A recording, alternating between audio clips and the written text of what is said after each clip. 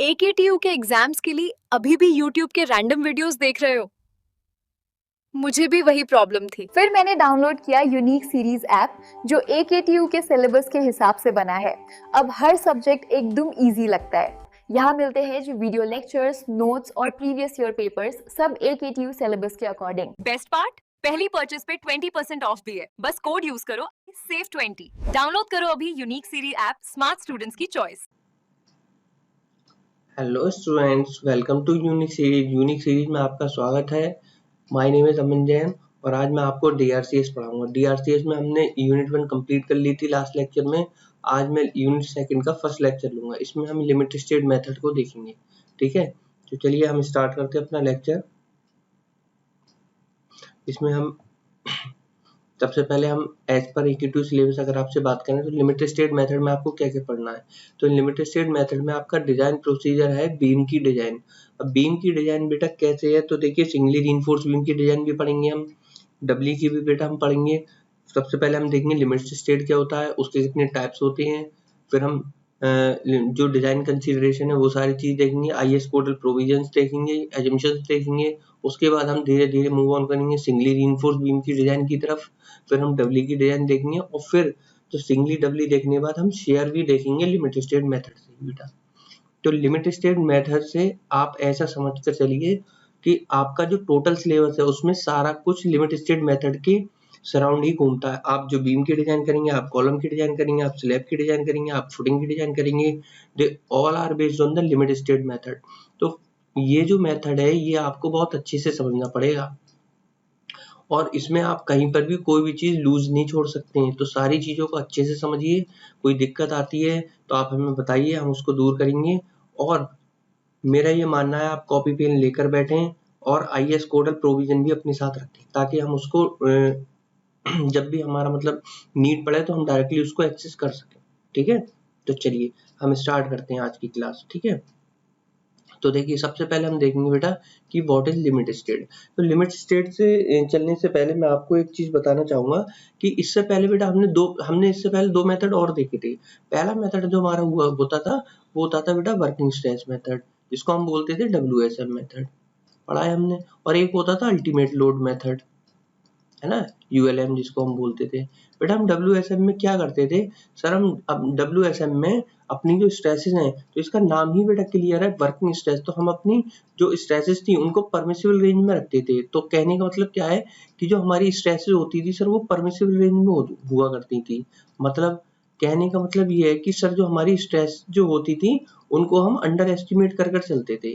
क्या करके चलते थे सर, हम अंडर एस्टिमेट करके चलते थे। अंडर एस्टिमेट कैसे करते थे सर, हम इसमें क्या करते थे, कंक्रीट के लिए जो हम फैक्टर ऑफ सेफ्टी लेते थे सर, हमारा कंक्रीट के लिए वो 3 हुआ करता था। और सर जो कंक्रीट स्टील के लिए हुआ करता था तो सर हमारा 1.78 हुआ करता था। तो हम क्या करते थे, जो हमारे मटेरियल की जो स्ट्रेंथ है उसको 3 से डिवाइड कर देते थे कंक्रीट के केस में। तो सर हम लगभग 1/3 अपनी स्ट्रेंथ लिया करते थे परमिसिबल वैल्यू। सर इसका मतलब ये हुआ कि हमने क्या करा बच्चों, हमने ये करा कि अपनी जो कंक्रीट की स्ट्रेंथ है उसको इतना कम लेकर चले हैं, मतलब कंक्रीट की स्ट्रेंथ को अंडर एस्टिमेट करके चले, चाहे कंक्रीट हो चाहे स्टील हो, दोनों की स्ट्रेंथ को अंडर एस्टिमेट करके चले हैं। मतलब जो उनकी एक्चुअल ताकत है उससे बहुत कम, मतलब 66% से कम लेकर चले हैं, क्योंकि हम 3 से डिवाइड कर रहे हैं तो लगभग लगभग 33% हम मानकर चल रहे हैं। ठीक है, तो हमने क्या करा बेसिकली, जैसे इसको आप ऐसे समझ सकते हो कि आपकी जो स्ट्रेंथ थी वो 30 kg वजन उठाने की थी।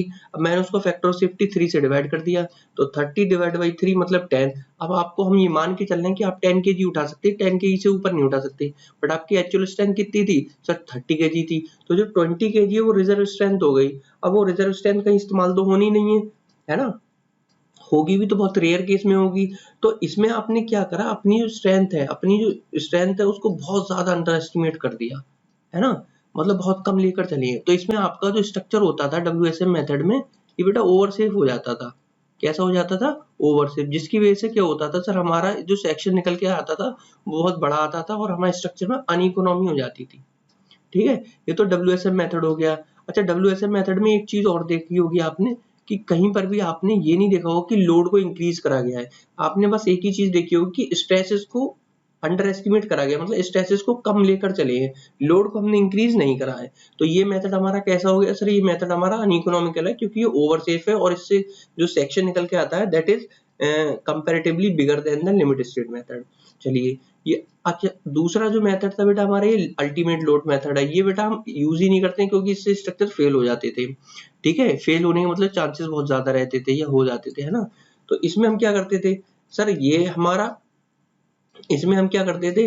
इसमें सर हम स्ट्रेसेस से तो कोई मतलब रखते नहीं थे, है ना सर। इसमें हम स्ट्रेसेस से कोई मतलब नहीं रखते थे, इसमें हम लोड को सर बहुत ज्यादा इंक्रीज कर लेते थे।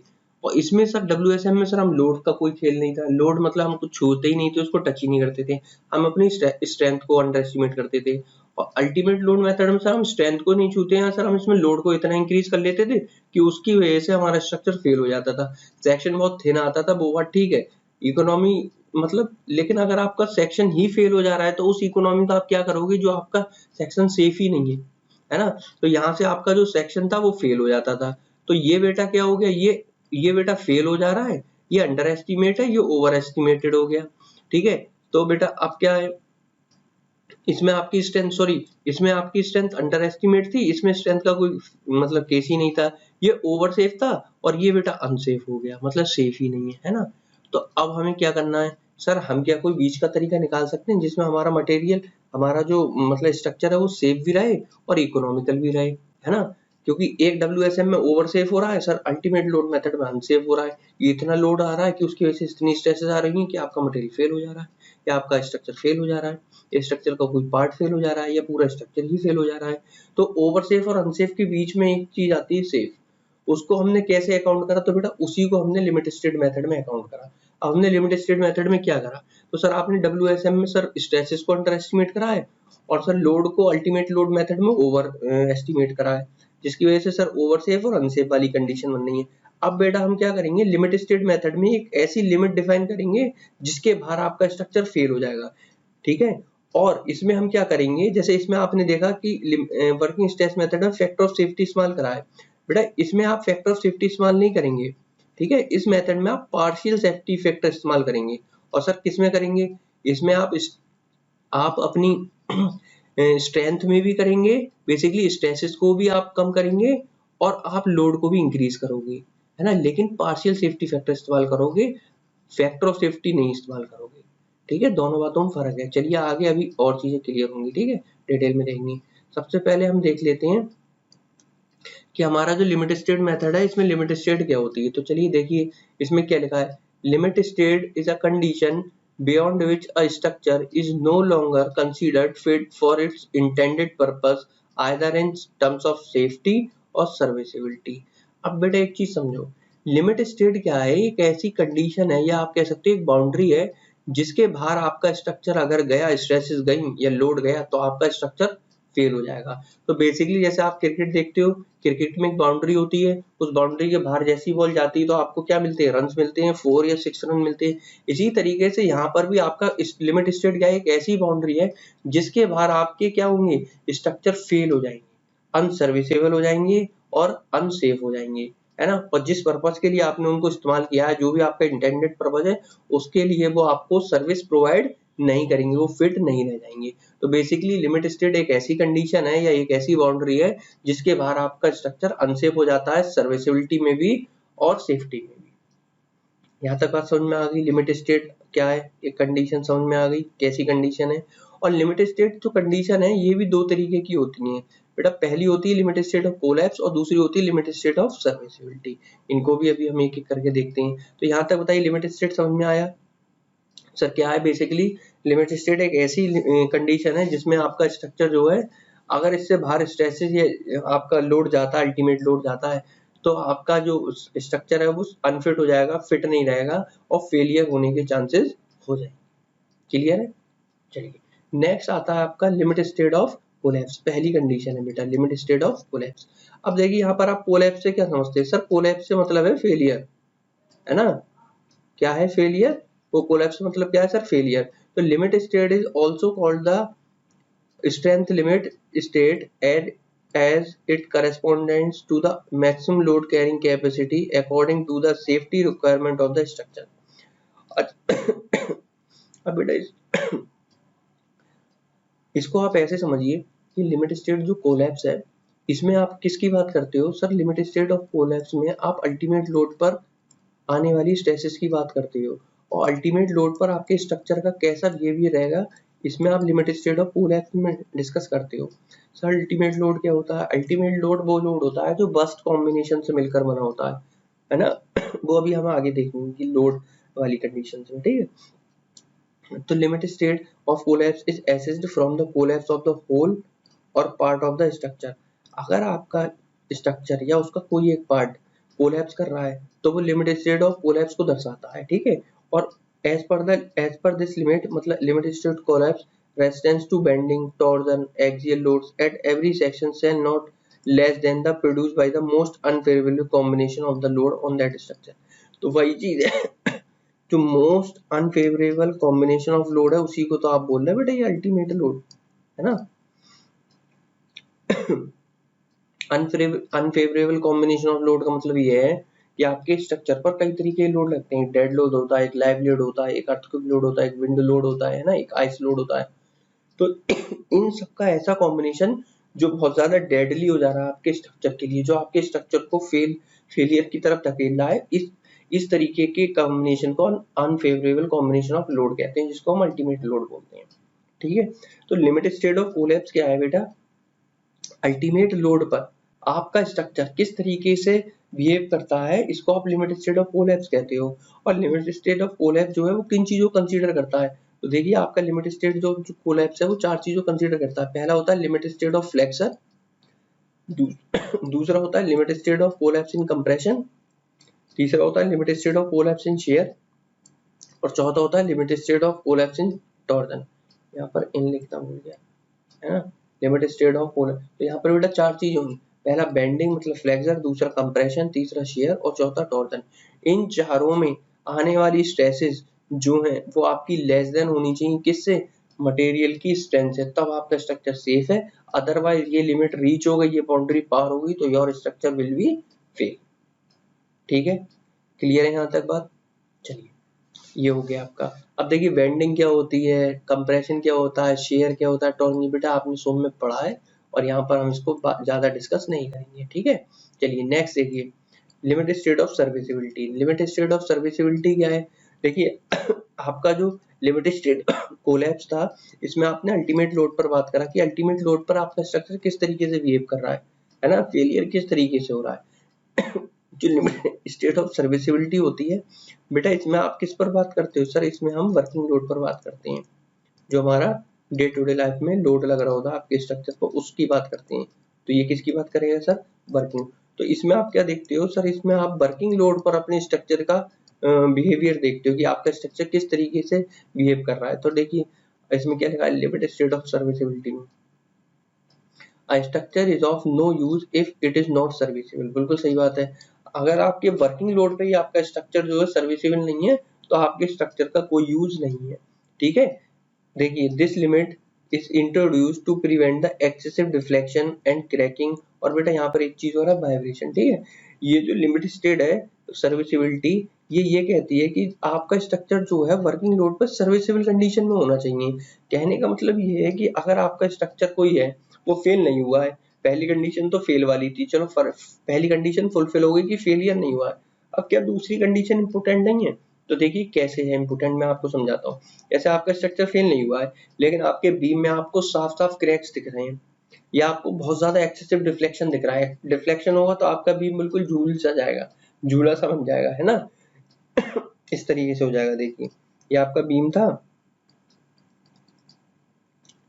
है ना, सिंपली सपोर्टेड कोई बीम था आपका, इसमें बेटा डिफ्लेक्शन आया तो ये कुछ इस तरीके से झूल गया।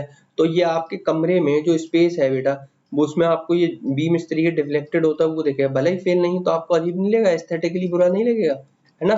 दूसरी चीज आपका ये बीम है, इस बीम में बेटा आपको कुछ इस तरीके से क्रैक दिख रहे हैं, है ना, इस तरीके से कुछ क्रैक दिख रहे हैं। तो भले ही फेल नहीं है लेकिन ये क्रैक आपको एस्थेटिकली अच्छे लगेंगे।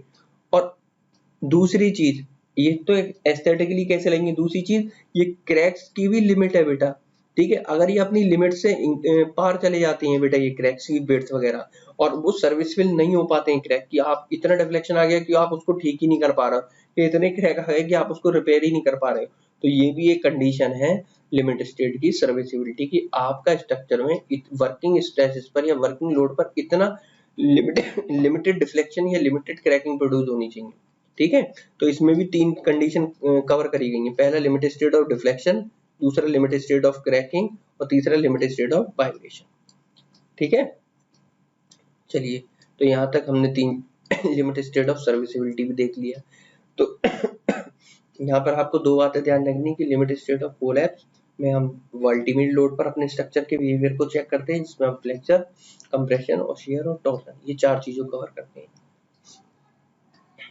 और दूसरा आपका क्या होता है, दूसरा होता है लिमिटेड स्टेट ऑफ सर्विसिबिलिटी। इसमें आप वर्किंग लोड पर अपने स्ट्रक्चर को देखते हैं कि वो सर्विसिबल है, क्या उसमें एक्सेसिव डिफ्लेक्शन तो नहीं है, या क्रैक ज्यादा वाइड तो नहीं है, या एक्सेसिव वाइब्रेशन तो नहीं हो रही है आपके स्ट्रक्चर में। ठीक है, आपका स्ट्रक्चर सर्विसेबल है, उसको रिपेयर कर सकते हैं हम, और वो आपका मतलब सेटिस्फैक्टरी परफॉर्म कर रहा है वर्किंग लोड पर या नहीं कर रहा है। ये सारी चीजें हम लिमिटेड स्टेट ऑफ सर्विसिबिलिटी में डिस्कस करते हैं। तो बेटा यहाँ तक अभी तक हमने क्या पढ़ा, लिमिटेड स्टेट पढ़ा। सर लिमिटेड स्टेट क्या थी, सर लिमिटेड स्टेट एक बाउंड्री है जिसके बाद आपका स्ट्रक्चर यूज के लिए मतलब अनयूजफुल हो जाता है, यूज नहीं कर सकते आप, फिट नहीं रह जाता। दूसरा क्या है sir, limited state of collapse और limited state of serviceability. Limited state of collapse क्या है sir, limited state of collapse में सर हम अल्टीमेट लोड पर अपने स्ट्रक्चर का फेलियर पैटर्न को देखते हैं, और ये देखते हैं कि हमारा स्ट्रक्चर जो है वो जो most unfavourable condition of load है, कॉम्बिनेशन ऑफ लोड है, उससे जो आने वाली स्ट्रेसेस हैं उन पर मतलब किस तरीके की स्ट्रेसेस आ रही हैं, और हमारा स्ट्रक्चर सेफ है या फेल हो रहा है। ठीक है, अगर ये कंडीशन रीच हो जाती है लिमिटेड स्टेट ऑफ कोलैप्स, तो आपका स्ट्रक्चर फेल हो जाएगा बेटा। ये कंडीशन कब होगी कि सर, ये कंडीशन तब होगी जो अल्टीमेट लोड की वजह से आने वाली स्ट्रेसेस आपके मटेरियल की स्ट्रेंथ से ज्यादा हो जाएंगी, तो your structure will be fail. ठीक है, चलिए सर दूसरा क्या था सर, सर्विसिबिलिटी। सर इसमें हम फेलियर की बात नहीं करते हैं, इसमें हम sir day to day life में वर्किंग लोड पर अपने स्ट्रक्चर की ये चेक करते हैं कि वो सर्विसिबल है, ये सेटिस्फैक्टरी परफॉर्म कर रहा है या नहीं कर रहा है। तो इसमें हमने 3 क्राइटेरिया इंक्लूड करेंगे सर। पहला है डिफ्लेक्शन, दूसरा है क्रैकिंग, और तीसरा है सर वाइब्रेशन। चलिए आई होप आपको समझ में आया होगा। नेक्स्ट बढ़ते हैं। अब बेटा ये आया था कंपेरिजन, चलो इसको हम बाद में देखेंगे, पहले हम देखते हैं। यहाँ पर आ जाइए आप लोग, यहाँ पर बेटा क्या है, ये देखिए ये कैरेक्टरिस्टिक वैल्यूज हैं और डिजाइन वैल्यूज हैं। इसके लिए आप बेटा आईएस कोड को रेफर कर सकते हो। ठीक है, आईएस कोड में आपको ये मतलब दे रखा, और मैंने भी आपको इसको बताया है बेटा। तो पहला आप मुझे ये बताएंगे कि आपका क्या कहते हैं कैरेक्टरिस्टिक स्ट्रेंथ क्या होती है बेटा। कैरेक्टरिस्टिक स्ट्रेंथ मैंने आपको अच्छे से डिफाइन करी थी जब मैंने आपको वर्किंग स्ट्रेस मेथड पढ़ाया था। ठीक है, तो सबसे पहले आप लोग बताइए कि कैरेक्टरिस्टिक स्ट्रेंथ क्या होती है। चलिए देखिए यहाँ पर आपको ये दिख रहा होगा कि ये बेटा कैरेक्टरिस्टिक स्ट्रेंथ लिखा हुआ है ना, और यहाँ पर मीन स्ट्रेंथ लिखी है, यहाँ पर K इंटू एस लिखा है। तो बेसिकली हम इसको ऐसे भी लिख सकते हैं बेटा, देखिए F C K equals to F M minus K into standard deviation, है ना। स्टैंडर्ड डेविएशन को कुछ बुक्स में बेटा इस तरीके से सिग्मा भी दे रखा है। ठीक है, तो अब इस चीज को समझते हैं कि ये है क्या बेसिकली। देखिए मैंने आपको बताया था, चलो नेक्स्ट स्लाइड में शायद होगी, पर हाँ ये रही। देखो कैरेक्टरिस्टिक स्ट्रेंथ ऑफ कंक्रीट क्या है ये बेटा, मैंने आपको पहले ही बताया था। इसको हम किससे रिप्रेजेंट करते हैं सर, इसको हम FCK से रिप्रेजेंट करते हैं। क्या होता है देखिए, the term characteristic strength means the value of strength of material below which not more than 5% of the test result are expected to fall. It is denoted by FCK in Newton per mm square. ठीक है, characteristic strength क्या है बेटा आपके concrete की।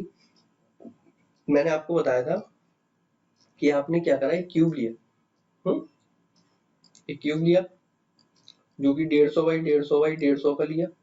ठीक है, ठीक है, आपने क्यूब बनाया 150 बाई 150 बाई 150 का। इसको आपने 28 दिन तक क्यूरिंग किया, क्यूरिंग टैंक में डाला और 28वें दिन आपने इसको क्या करा, टेस्ट करा। जब आपने इसको टेस्ट करा तो इससे पहले जब आपने इसको लिया होगा तो कुछ पर्टिकुलर ग्रेड का लिया होगा, जैसे सपोज करिए M20 लिया या M25 लिया, तो आपने इसका जो भी प्रोपोर्शन है, जैसे इसका है 1.5 into 2 है ना, या इसका है 1 into 2 into 3, जो भी आपने इसका प्रोपोर्शन लिया उस प्रोपोर्शन में आपने कंक्रीट को मिक्स किया, और मिक्स करने के बाद आपने 28 डेज पर इसकी स्ट्रेंथ चेक करी। जो इसकी 28 डेज पे स्ट्रेंथ आई निकल कर, है ना बेटा, वो हम ये मान के चलते हैं जो ग्रेड आपने लिए, जैसे 25 लिए, तो ये हम मानकर चलते हैं कि 25 से कम नहीं आएगी, और 25% से कम आने के केवल 5% चांसेस हैं। तो ये देखिए ये जो पोर्शन शो करा गया है कर्व में आपके,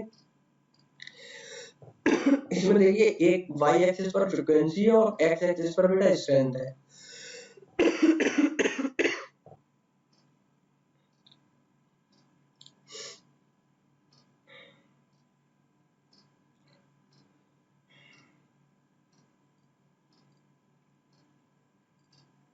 चलिए, तो इसमें आप देख रहे हैं साफ साफ कि इसमें जो फ्रीक्वेंसी है देखिए 5% बिलो, मतलब जो FCK है वो यहाँ पर लाई कर रही है बेटा। ये क्या है सर, ये मीन स्ट्रेंथ है, ये वाली FCM, ठीक है।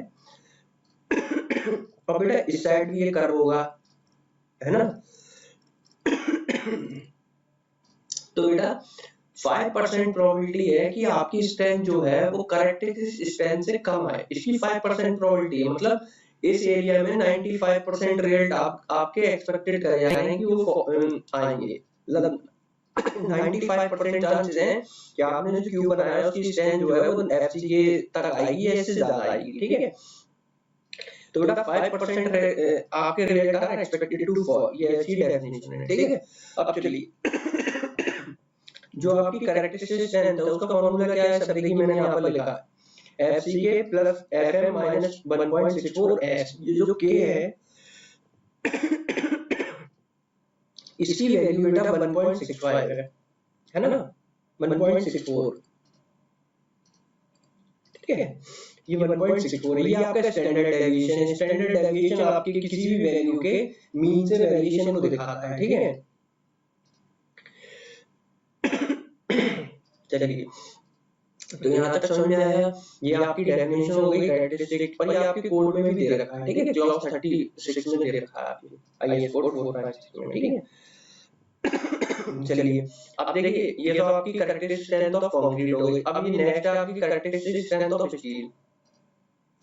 तो बेटा स्टील की जो कैरेक्टरिस्टिक स्ट्रेंथ है वो किस पर ली जाती है, मैंने आपको बताया भी था कि अगर आपका Fe 250 है ना, अगर आपका Fe 250 है तो बेटा आप ले लोगे मिनिमम यील्ड स्ट्रेंथ, और अगर आपका HYSG है तो बेटा उसको आप लेते हो 0.2% ऑफ प्रूफ स्ट्रेंथ पे, है ना। क्यों लेते हो ऐसा, मैंने इसका रीजन बताया था कि सर हमें क्लियर कट यील्ड पॉइंट नहीं मिलता है, तो हमें 0.2% से उस कर्व पर लाइन ड्रॉ करके और अपना जो वैल्यू आती है वो हमारी क्या हो जाती है सर, यील्ड स्ट्रेंथ हो जाती है HYSG बार के लिए, ठीक है, 0.2%। चलिए, अब देखिए जैसे आपने कैरेक्टरिस्टिक स्ट्रेंथ देखी है, नेक्स्ट में आपका कैरेक्टरिस्टिक लोड। अब बेटा ये कॉन्सेप्ट WSM में नहीं था, ये नया कॉन्सेप्ट है, तो इसको आप समझिए। यहाँ पर देखिए सबसे पहले हम देखते हैं कैरेक्टरिस्टिक लोड क्या होता है। तो कैरेक्टरिस्टिक लोड बेटा आपका वो वैल्यू ऑफ लोड होता है जिसके 95% चांस है कि वो इस वैल्यू से एक्सीड नहीं करेगा। देखो वहां पर क्या था कि 5% चांस थे कि वो एक्सीड करेगा, या 5% चांस थे कि रिजल्ट आपका एक्सपेक्टेड टू फॉल, है ना। लेकिन यहाँ पर क्या है कि कैरेक्टरिस्टिक लोड जो है, आप कभी चाहोगे कि आपने जो लोड लिया उससे ज्यादा लोड हो जाए, बताइए। क्या आप कभी ऐसा चाहोगे कि आपने जो लोड डिजाइन करके लिया है कि लोड उससे किसी 1% भी आप चाहोगे कि वो लोड ज्यादा हो जाए, नहीं ना। तो वही कंडीशन है कि इसमें हम ये मान कर चल रहे हैं कि कैरेक्टरिस्टिक लोड वो लोड है जिसमें 95% चांस है कि वो एक्सीड नहीं करेगा, केवल 5% चांस है कि आपका वो लोड क्या करेगा, एक्सीड करेगा, है ना। तो ये भी उसी तरह है ना, कितना परसेंट चांस है, केवल सिर्फ 5% चांस है कि ये लोड आपका एक्सीड कर जाए, कब sir, during the design life of the structure, है ना, लाइफ टाइम ऑफ स्ट्रक्चर या design life of structure,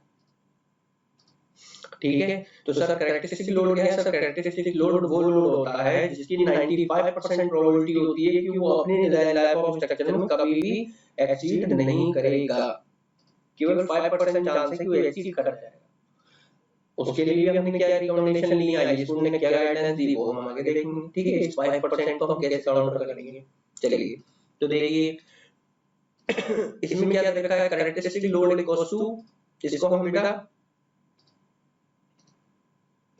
W से रिप्रेजेंट करें, characteristic load equals to mean load plus 1.64 और इनटू स्टैंडर्ड डेविएशन, है ना। तो ये हमारा आगे वैल्यू बेटा सर हमने वहां पर माइनस लिया था और यहाँ पर हम प्लस ले, ऐसा क्यों है, क्योंकि बेटा उसमें 95% प्रोबेबिलिटी थी कि वो एक्सीड, मतलब 5% प्रोबेबिलिटी थी कि वो एक्सीड कर जाएगा। यहाँ पर सर 95% प्रोबेबिलिटी है कि वो एक्सीड नहीं करेगा, तो बात वही है ना।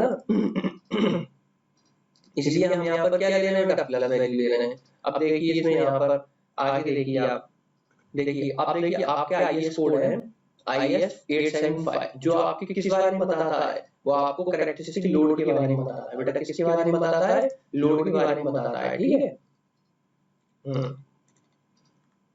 ये देखिए कैरेक्टरिस्टिक लोड के बारे में कौन बताता है, आपके लोड IS कोड 875 बताता है। सर इसका पार्ट 1 जो है वो डेड जो मतलब डील करता है, वो डेड लोड से डील करता है।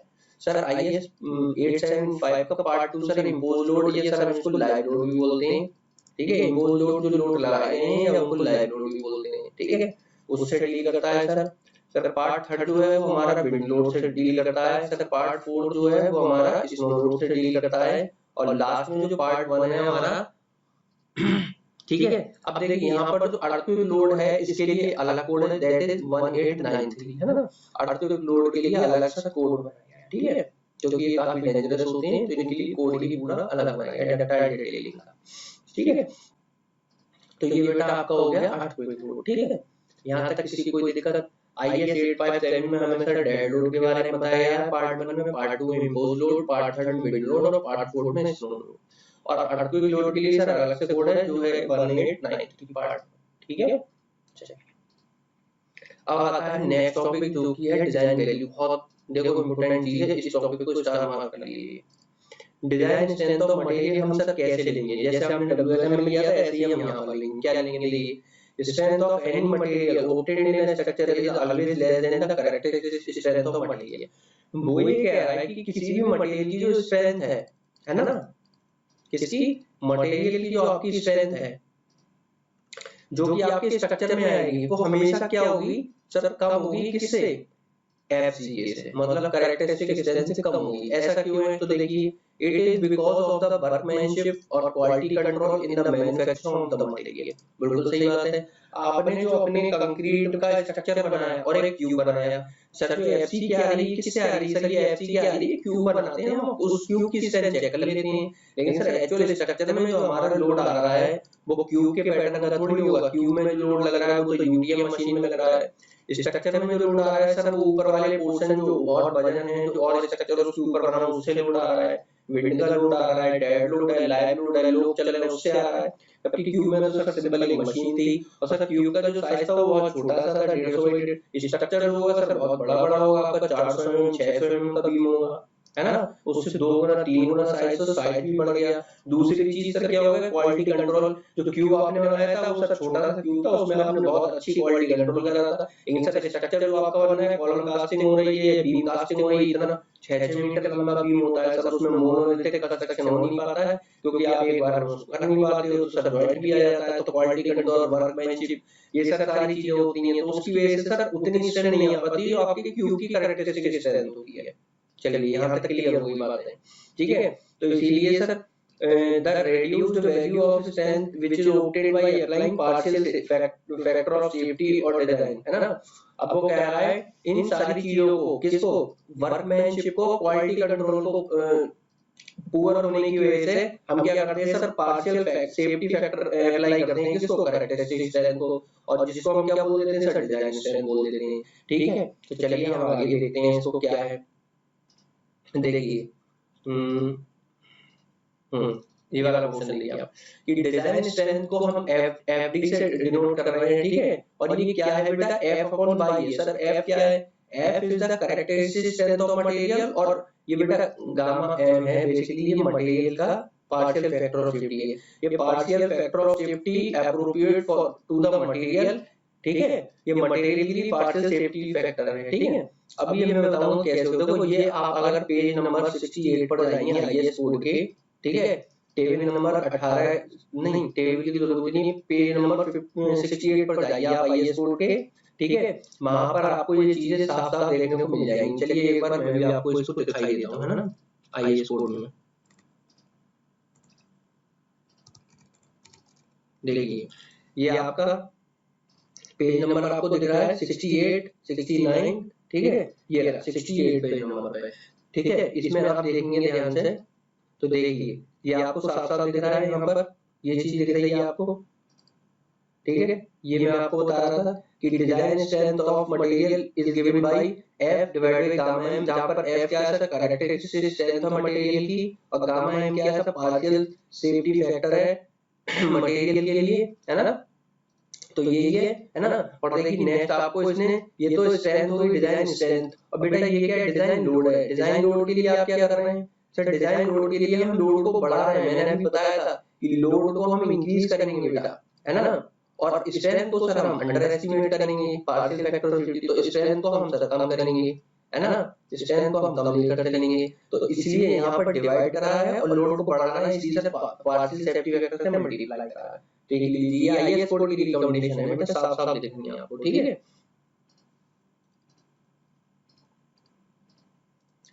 चलिए यहाँ तक किसी कोई दिक्कत, तो हम अपनी स्लाइड पर आए, उसमें भी हमने सेम चीज कर रखी है बेटा। देखिए पेज नंबर 68 पर हमने क्या है सर, यही चीज है, ये डिजाइन स्ट्रेंथ ऑफ मटेरियल हो गई, है ना।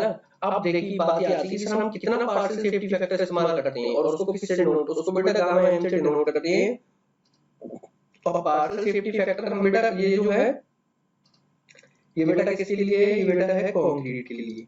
किसके लिए है ये बेटा सर, जो हमारा है कंक्रीट के लिए।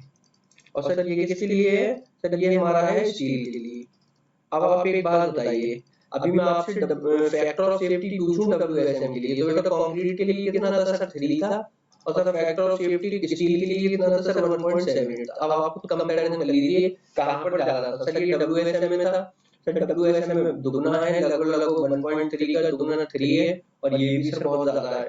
तो इसका मतलब क्या है कि आप उसमें ज्यादा अंडर एस्टिमेट कर रहे थे अपनी स्ट्रेंथ को, इसीलिए यहाँ पर क्या नाम दिया गया, पार्शियल सेफ्टी फैक्टर, है ना। यहाँ पर फैक्टर ऑफ सेफ्टी था, यहाँ पर पार्शियल। पार्शियल मतलब आप अकाउंट तो कर रहे हैं स्ट्रेंथ को कम, लेकिन इतना नहीं कर रहे, मतलब आपने वर्किंग स्ट्रेंथ में अंडर एस्टिमेट कर दिया, बहुत ही कम कर दिया था, ठीक है। तो बेटा ये डायरेक्ट वैल्यू आपसे पूछ लेगा, है ना। तो 1.5 और 1.15 ये याद रखिएगा।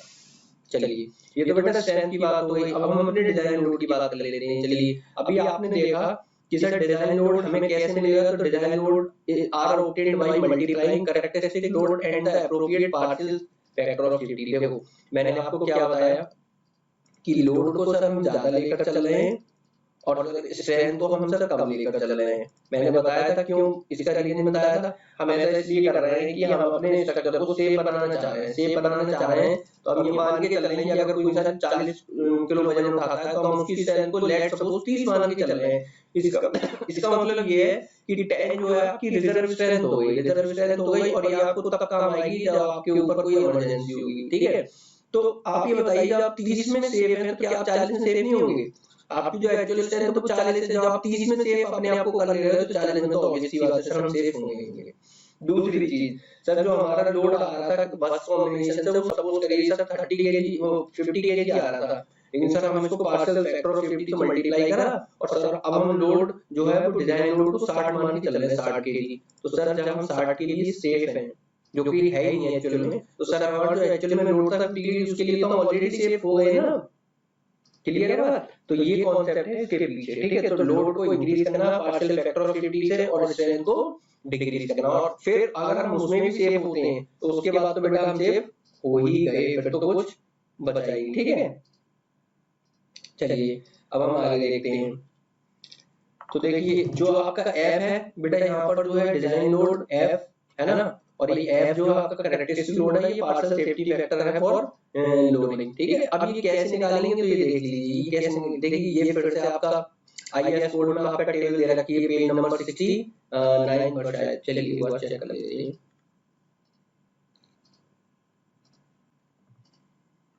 देखिए नहीं, पेज नंबर 68 पर ये टेबल जो आपको दिख रही है बेटा, यही टेबल को मैंने वहां पर मतलब दिखा रखा है। तो देखिए इसमें दो कंडीशन है बेटा, पहली कंडीशन है लिमिटेड स्टेट ऑफ कोलैप्स की, दूसरी कंडीशन है लिमिटेड स्टेट ऑफ सर्विसिबिलिटी की। तो इसमें जो पहला कॉम्बिनेशन है वो dead load plus live load या इम्पोज लोड का है, जिसमें आप कितना फैक्टर ऑफ सेफ्टी लेकर चले गए 1.5, ठीक है 1.5 से मल्टीप्लाई करोगे दोनों के लिए, ठीक है। चलिए मैं आपको इसको वहीं पर दिखा रहा हूँ, वहां ज्यादा क्लियर है। देखो ये देखो, फर्स्ट कॉम्बिनेशन क्या है, dead load plus impose load का, जिसमें आप डेड लोड से कितने फैक्टर और पार्शियल सेफ्टी फैक्टर लगा रहा है 1.5, और लाइव लोड में भी कितना लगा रहा है 1.5, और इसको कंसीडर ही नहीं कर रहे हो पहले केस में। और ये कोलैप्स की बात चल रही है बेटा, ठीक है। और दूसरा केस में आप क्या कर रहे हो सर, पहले केस में हमने लाइव लोड ले लिया डेड के साथ, अब इसमें सर हम बेड लोड ले रहे हैं। तो सर हम इसमें क्या कर रहे हैं, इसमें सर हम 1.5 से मल्टीप्लाई कर रहे हैं, लाइव लोड ले ही नहीं रहे हैं, और सर बेड लोड ले रहे हैं तो उसमें 1.5 से, तो सर इसमें भी 1.5 और 1.5 से मल्टीप्लाई कर रहे हैं। लेकिन इसमें बेटा एक केस और दे रखा है, देखिए 0.9 का, इसमें क्या लिखा है, देखिए this value is considered when the stability against overturning और स्ट्रेस रिवर्सिबल इज क्रिटिकल।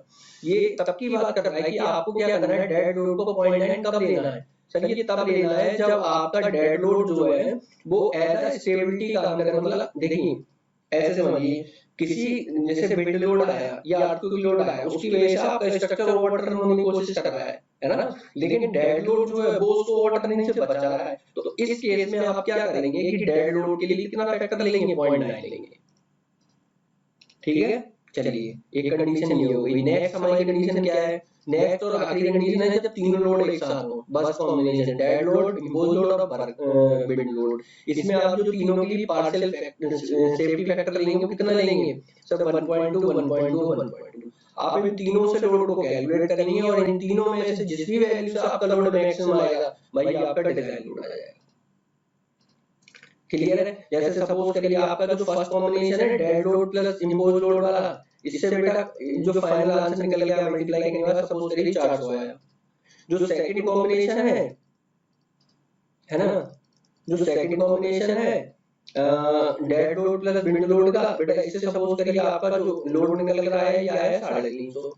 और जो थर्ड कॉम्बिनेशन है उससे जो निकल कर आया सपोज करिए dead load plus wind load plus live load, इससे जो निकल कर आया वो आया आपका सपोज करिए 380 किलोमीटर। तो अब आप इनमें से कौन सी वैल्यू लेंगे सर, इसमें से फर्स्ट वाली वैल्यू लेंगे क्योंकि जो मैक्सिमम वैल्यू होगी वो हम कंसीडर करेंगे, ठीक है। तो इसी तरीके से बेटा सर्विसिबिलिटी, ये सर्विसिबिलिटी में सिंपल है, 1 ही लिया है सब जगह।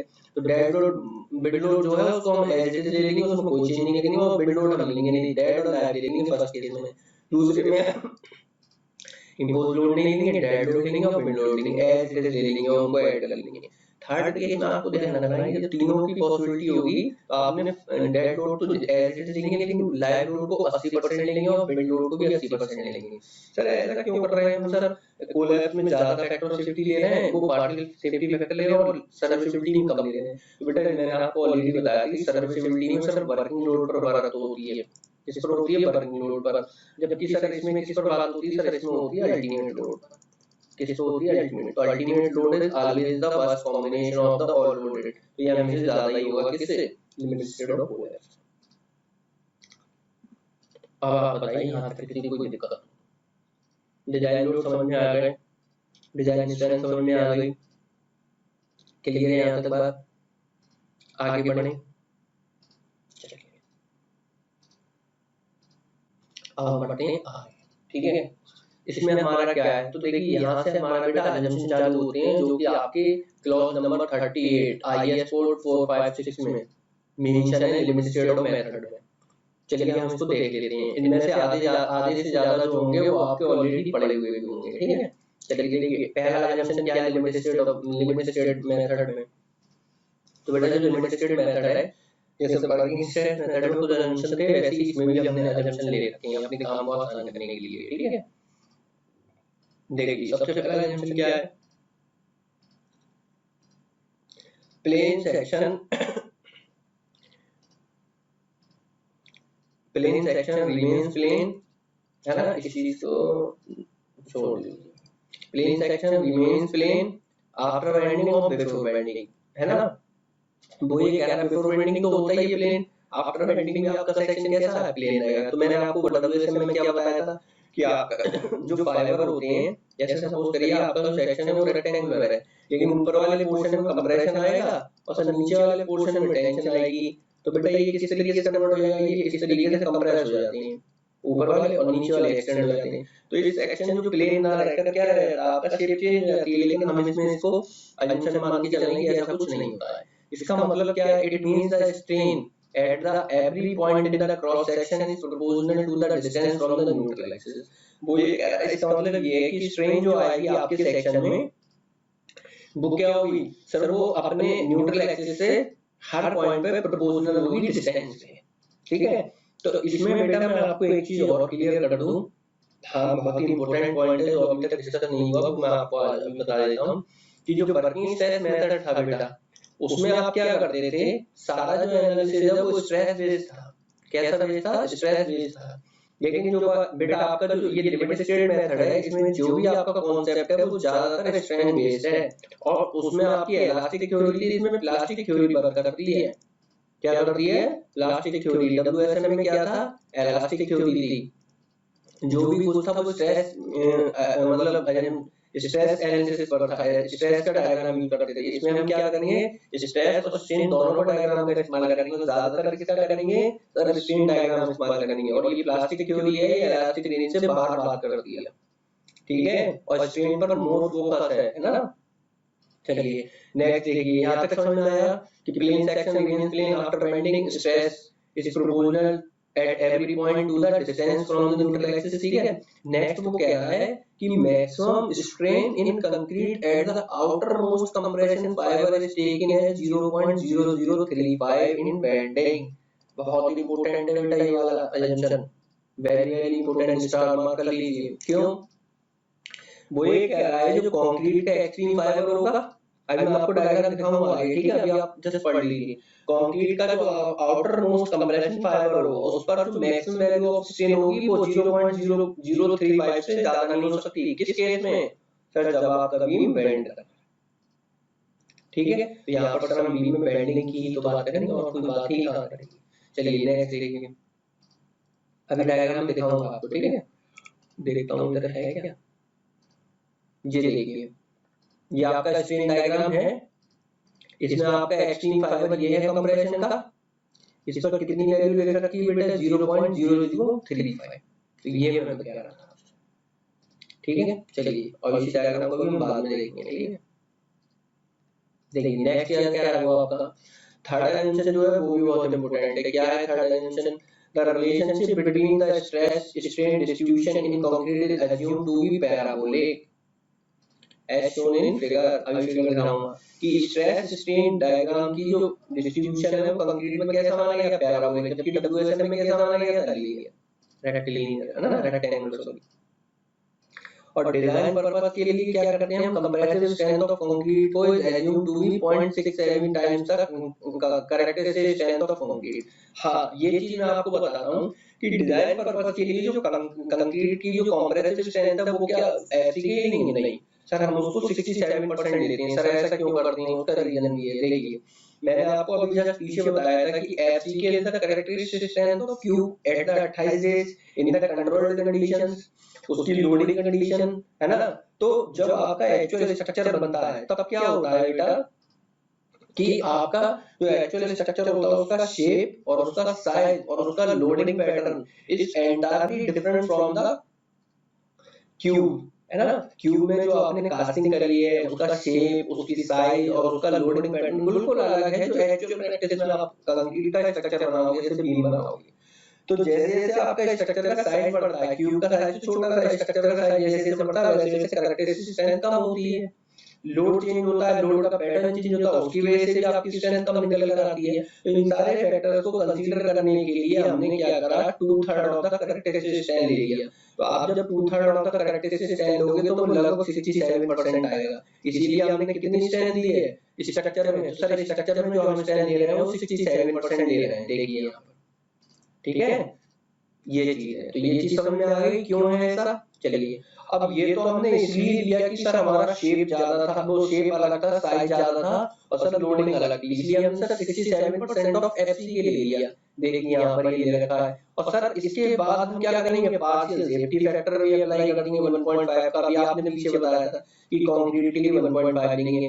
तो सर जो मैक्सिमम आपका जो मैक्सिमम कंप्रेसिव स्ट्रेस आएगी कंक्रीट में, सर एक तो आपने 0.67 ऐसी पहले एरिया 67%, उसको भी सर आपने 1.5 से डिवाइड कर दिया, तो सर ये वैल्यू कितनी निकल कर आएगी? तो बेटा ये जो वैल्यू निकल कर आएगी ये आएगी 0.67 FCK। जब आप डिवाइड करो 1.5 से तो it will comes out to be 0.446 और FCK। इसको हम अप्रोक्सीमेटली 0.45 FCK ले लेते हैं। समझ में आई? अब सोचिए क्यू की स्ट्रेंथ ये FCK और उसका केवल 45% आपने इस्तेमाल करा डिजाइन में, क्योंकि एक तो शेप और साइज और लोडिंग पैटर्न की वजह से कम कर दिया, दूसरा क्वालिटी कंट्रोल की वजह से पार्शियल सेफ्टी फैक्टर लगा दिया डेटा का। तो आपने स्ट्रेंथ को कितना कम कर दिया, आपको सोचिए, कर दिया नहीं कर दिया? तो यही तो है कि हम इसको अपनी स्ट्रेंथ को अंडर एस्टिमेट करते हैं, लेकिन उतना नहीं करते जितना डब्ल्यूएसएम में करते हैं। उसमें तो डायरेक्टली हम 30% से डिक्रीज कर देते हैं, 33% लेते हैं। इसमें अल्टीमेटली हमने कितना परसेंट लिया सर? इसमें हमने 45% लिया, ठीक है? तो इसमें उतना नहीं लिया, ठीक है, ओवर सेव नहीं करा, अनइकोनॉमिकल नहीं बनेगा हमारा स्ट्रक्चर। चलिए, तो 3 एजेंशन क्लियर हुए। चलिए अब हम 4th एजेंशन की बात करते हैं। सर ये तो आपने वहां पर भी बताया था कि tensile strength of concrete is ignored. जो हमारी न्यूट्रल एक्सिस से नीचे कंक्रीट है उसको सर हम करेक्ट मानते हैं और उसकी कोई टेंसाइल स्ट्रेंथ हम मानकर ही नहीं चलते हैं, ये तो सेम ही है। चलिए नेक्स्ट देखिए, क्योंकि मैंने आपको बताया था कि जो कैरेक्टरिस्टिक जो टेंसाइल स्ट्रेंथ होती है वो 10 लगभग 7 से 12% होती है किसका? सर FCK का। तो हम इसको लेकर ही नहीं चलते, तो ऑलरेडी FCK इतना कम है 25, जैसे सपोज करिए M25 है तो उसका 10% से 2.5 हुआ, तो उसका कोई सेंस नहीं बनता। चलिए stresses in the reinforcement are taken from the stress strain curve for the type of steel used, है ना? वो ये कह रहा है कि जो आपकी सरिया है FCK है, वो सॉरी सरिया है reinforcement है, जो उसमें आने वाली स्ट्रेस है वो स्ट्रेस स्ट्रेन कर्व से ली जाएंगी और वो डिपेंड करेगा कि आपकी टाइप ऑफ स्टील क्या है, माइल्ड स्टील है या HYS है। तो वो इसमें कह रहा है कि आपका जो डिजाइन पर्पस है उसके लिए पार्शियल सेफ्टी फैक्टर जो आपने इस्तेमाल करा है बेटा ये काम एस है, सी नहीं है ना? ये है 1.15 है, ठीक है? तो एक बात बताइए, जब आपका FI है और उसको आपने पार्शियल सेफ्टी फैक्टर 1.15 लगाया तो ये कितना आएगा? कैलकुलेट करिए जरा। सर ये हमारा आएगा 0.87 FI। तो ये क्या होगी सर? ये हमारी स्टील की डिजाइन स्ट्रेंथ होगी। क्या हो गई? Design strength. अब आपके मन में एक सवाल आ सकता है कि सर आपने यहाँ पर कंक्रीट के लिए 1.5 लिया है, यहाँ पर 1.15 लिया है, ऐसा क्यों? कंक्रीट के लिए पार्शियल सेफ्टी फैक्टर ज्यादा क्यों ले रहे हैं सर हम, और सर स्टील के लिए कम क्यों ले रहे हैं? तो बेटा ये आपको पता है, ये आपकी साइट पर बनती है, यहाँ पर वर्कमैनशिप क्वालिटी कंट्रोल बहुत ही पुअर होता है। और बेटा ये आपकी बनती है लैब में या आप कह सकते हैं इंडस्ट्री में, वहां पर क्वालिटी कंट्रोल बहुत अच्छा होता है, इसलिए इसमें ज्यादा हमें पार्शियल सेफ्टी फैक्टर की जरूरत होती है। क्यों? क्योंकि बेटा ये जो चीजें हम ले रहे हैं वो इसलिए ले रहे हैं कि आपकी स्ट्रेंथ में वेरिएशन आता है, एक क्यूब से दूसरे क्यूब की स्ट्रेंथ में वेरिएशन आता है, ठीक है? लेकिन जो स्टील की स्ट्रेंथ में होती है उसमें वेरिएशन बहुत कम पाया जाता है, बहुत ही नेग्लिजिबल होता है। इसलिए जो हम वेरिएशन ले रहे हैं वो कैसा ले रहे हैं सर? वो वेरिएशन हम बहुत कम लेकर चल रहे हैं। वेरिएशन कम है तो सर हमारा पार्शियल सेफ्टी फैक्टर भी कम है। चलिए नेक्स्ट देखिए, नेक्स्ट में क्या है बेटा? नेक्स्ट में है और लास्ट एजेंशन है कि maximum strain in tension reinforcement in the section at failure shall not be less than। तो ये क्या है?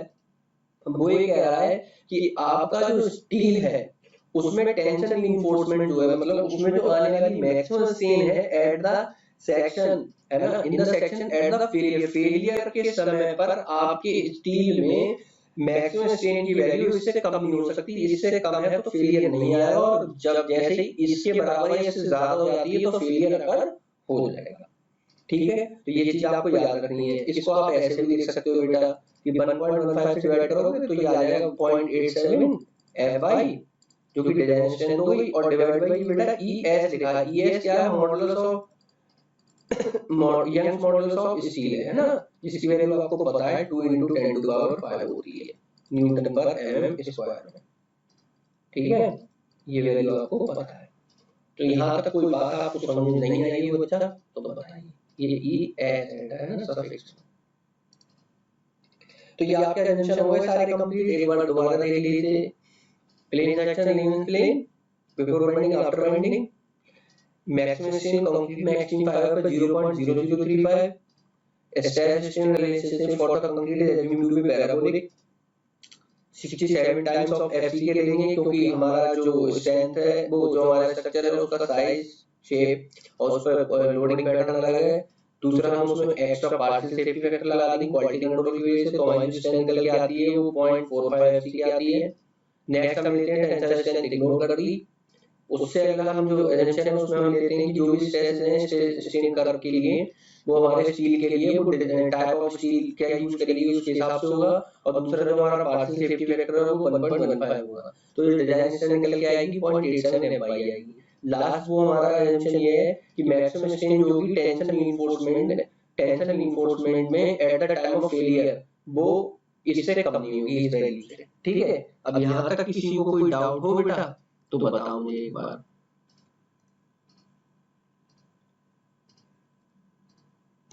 चलिए ठीक है,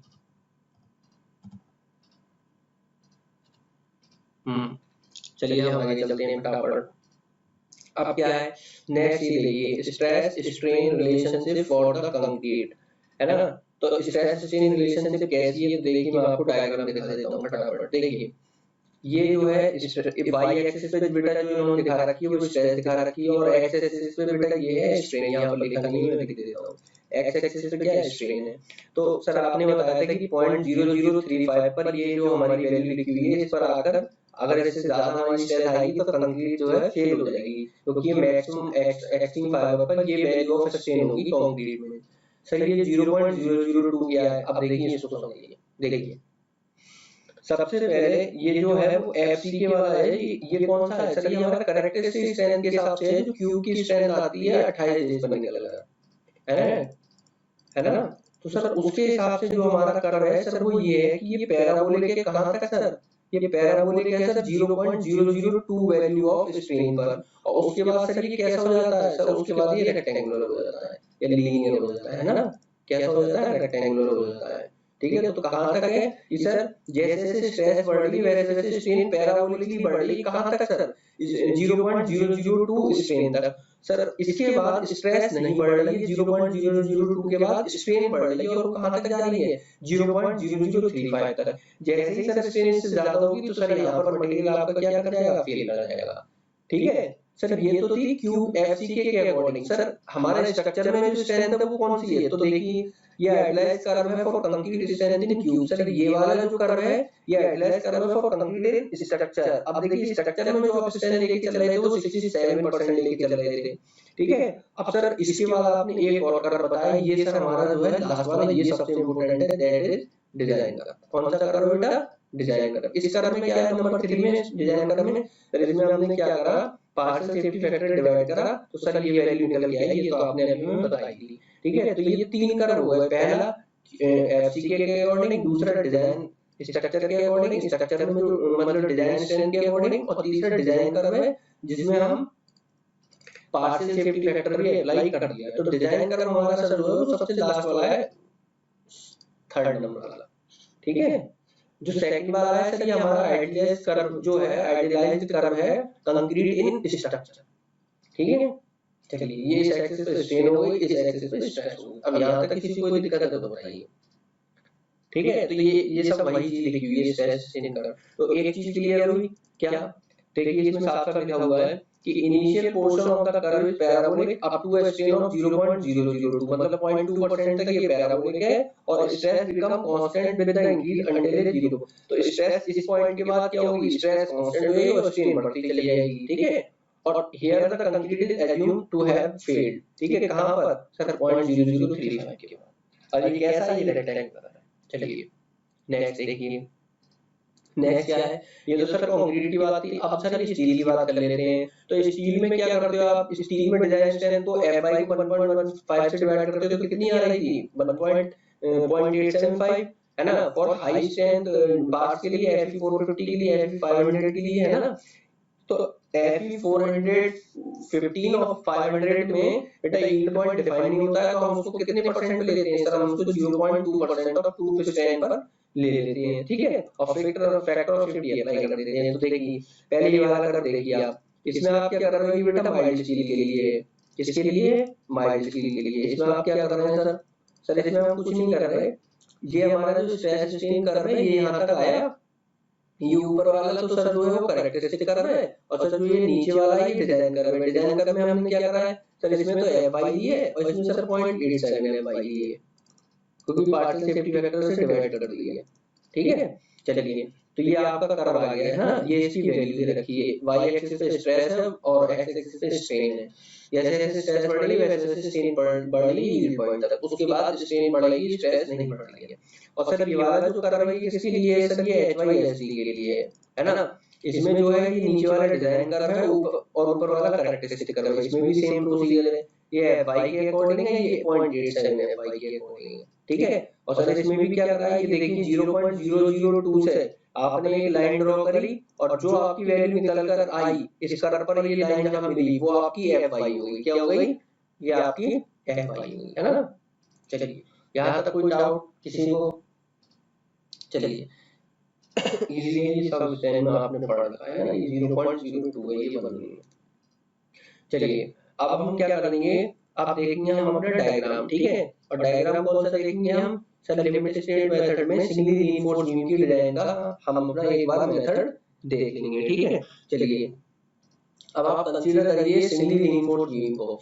सिंगली रीइंफोर्स्ड बीम क्या होता है, चलिए बताइए। सिंगली रीइंफोर्स्ड बीम वो होता है सर जिसमें आपने जो सरिया है वो केवल बॉटम फेज में मतलब टेंशन फेज में दे रखी है, कंप्रेशन फेज में कोई सरिया नहीं दे रखी है, तो ऐसे सेक्शन को सर आप सिंगली रीइंफोर्स्ड बीम कहते हो। इसमें जो सरिया होती है वो टॉप फाइबर में नहीं होती है या कंप्रेशन फाइबर कंप्रेशन जोन में नहीं होती, केवल टेंशन जोन में होती है। चलिए ये आपका बेटा बी में जिसकी स्मॉल बी जो है इसकी विड्थ है और स्मॉल डी इसकी डेप्थ है। कौन सी डेप्थ है सर, इफेक्टिव डेप्थ है।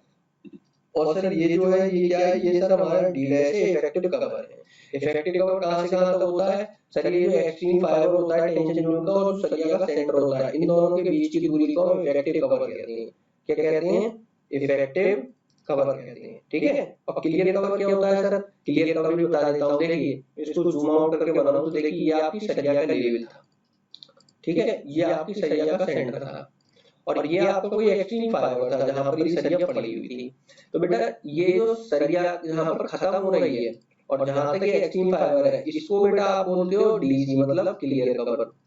और अगर आप इस सरिया क्लियर कवर में है ना, अगर इफेक्टिव कवर बनाना है तो आप क्लियर कवर में अगर सरिया का हाफ डाया सेंटर तक पहुंच जाए तो बेटा ये आपका इफेक्टिव कवर में जाता है। तो क्लियर कवर के नाम से पता चला क्लियर है मतलब कोई चीज है ही नहीं, मतलब एक्सट्रीम फाइबर से लेके सरिया के आउटर फाइबर तक की दूरी को आप क्लियर कवर कह रहे हैं और सरिया के सेंटर से आउटर एक्सट्रीम फाइबर तक की दूरी को आप इफेक्टिव कवर। क्लियर है यहाँ तक, चलिए आगे बढ़ते हैं। ऐसे बात देखते हैं सर, आपने हमें ये सब बता दिया, बी विड्थ हो गई, डी इफेक्टिव डेप्थ हो गई, कैपिटल डी ओवरऑल डेप्थ हो गई, है ना।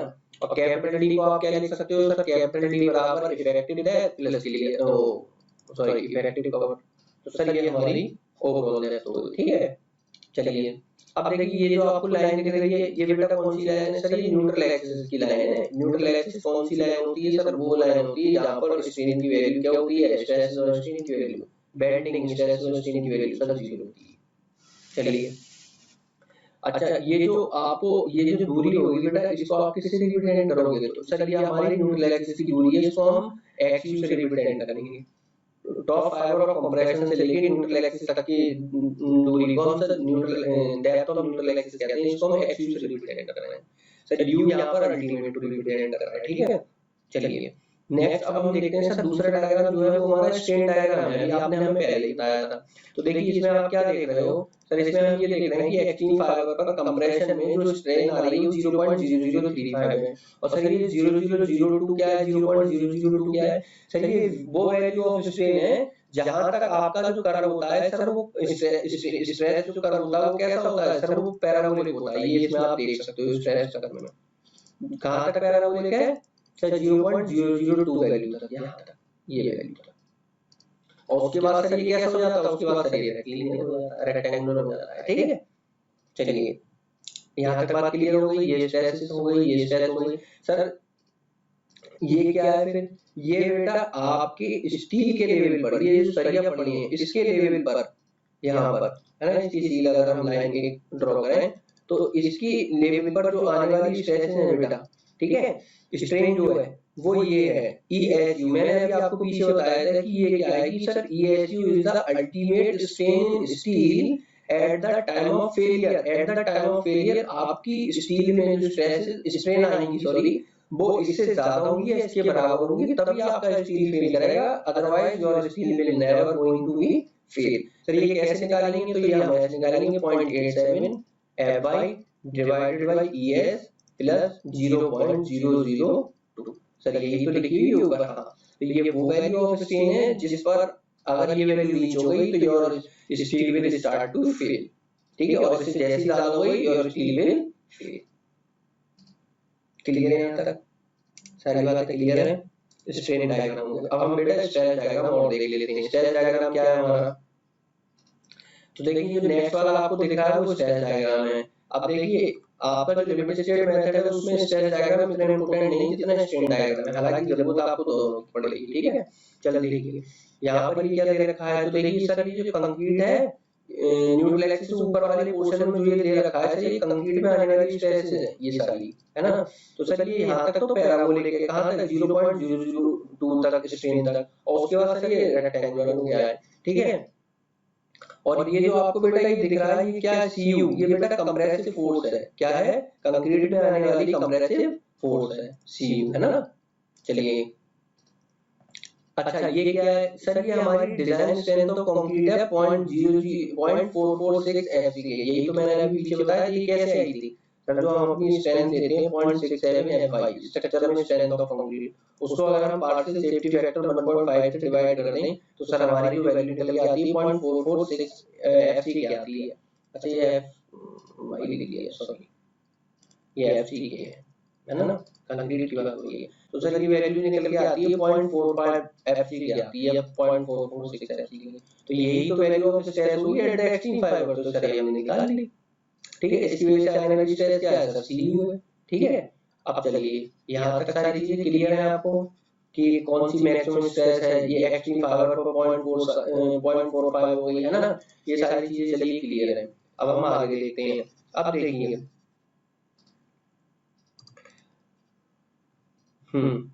अब ये बताइए, ये तो आपको पता है ये 0.002 है ना। तो आपको ये कैसे पता चलेगा कि ये जो फोर्स है ना, या ये बताइए ये दूरी कितनी है, ये कैसे पता चलेगी कि सर ये 0.002 जो स्ट्रेन है वो कितनी दूरी पे आ रही है न्यूट्रल एक्सिस से, है ना। तो बेटा देखिए स्ट्रेन डायग्राम में आप सिमिलर ट्रायंगल प्रॉपर्टी लगाइए, तो यहाँ से आपको पता चलेगा कि एक्सट्रीम फाइबर पर 0.0035 है ना। एक सेकंड, सिमिलर ट्रायंगल प्रॉपर्टी कैसे लगेगी सर, 0.0035 और सर डिवाइडेड बाय ये टोटल डिस्टेंस XU, है ना बेटा, इज इक्वल्स टू सर हमारी जो दूसरी डिस्टेंस 0.002 और डिवाइडेड बाय सर ये डिस्टेंस हमें पता नहीं है, ठीक है।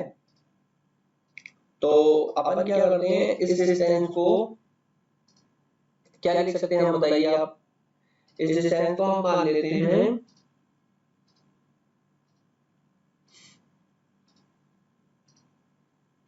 है ना। इस डिस्टेंस को आप सपोज करिए एक A वैल्यू ले रहे हैं, कितनी ले रहे हैं, A वैल्यू। अब आप मुझे बताइए कि इस A की वैल्यू कितनी आएगी निकल के, तो देखिए सर A बराबर हमारा ऐसे आ सकता है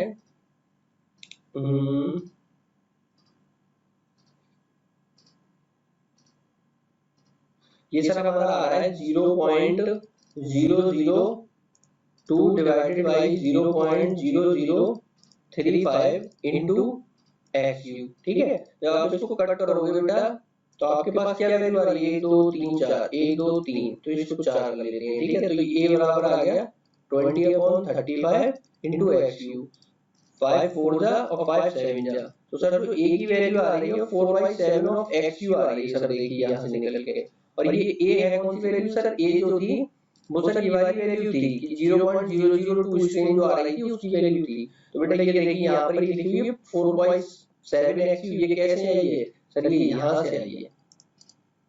अच्छा बताइए ये जो वैल्यू 4/7 XU हो गई, तो सर जो ऊपर वाली बची वो कितनी बची, तो सर ये टोटल जो एक्सयू है ना, तो ऊपर वाली वैल्यू अगर हमें निकालनी है तो कैसे निकलेगी, तो सर हम एक्सयू में से ए वाली वैल्यू घटा दें, तो सर एक्सयू माइनस 4/7 ऑफ एक्सयू, तो सर यहाँ से हमारे पास 7 - 4 तो 3/7 ऑफ एक्सयू, ये हमारी बेटा कौन सी वैल्यू आ गई, ऊपर वाली वैल्यू, तो देखिए ये भी आ गई। तो बेसिकली ये है क्या सर, ये है कि जो आपका जो कंप्रेशन जो 0.0035 है स्ट्रेन है, उससे 0.002 वाली स्ट्रेन तक की जो दूरी है बेटा वो कितनी है, 3/7 है, और जो न्यूट्रल एक्सिस है उससे जो दूरी है वो 4/7 है। ठीक है, बातें समझ में आ गई। चलिए अब ये जो कंप्रेसिव फोर्स है CU जो आपको दिख रहा है, बेसिकली ये क्या है सर, ये हमारा कंप्रेसिव फोर्स है ना, जो कंक्रीट में आने वाला जो स्ट्रेस है उसकी वजह से आने वाली फोर्स है, कंप्रेसिव फोर्स है।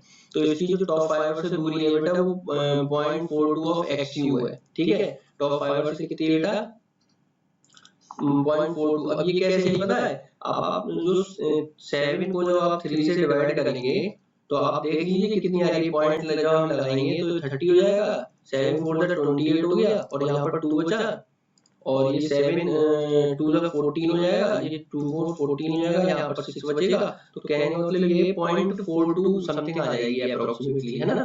तो ये आ गई आपकी कंप्रेसिव फोर्स की दूरी, क्या आ गई बेटा, कंप्रेसिव फोर्स की टॉप कंप्रेशन फाइबर से कंप्रेसिव फोर्स की दूरी आ गई 0.42 ऑफ एक्सयू। यहाँ तक कोई डाउट हो किसी को तो बताओ,